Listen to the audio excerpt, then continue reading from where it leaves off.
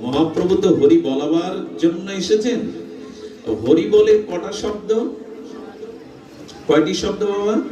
চারটি। হ, র, ব, ল। এই তো হরি বল।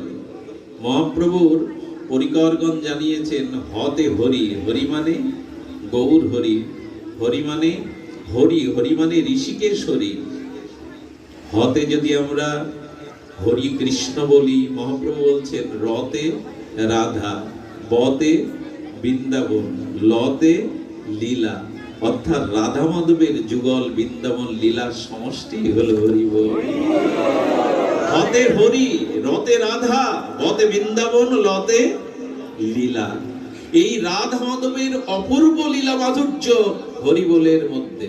তো যখন হরিবোল হরিবোল বলছেন, হরিবোল বললে অন্যরা বলে কেন হরি বল? শুধু হরি বলা যেত, বল কেন? আপনাকেও বলা হচ্ছে এবার বল।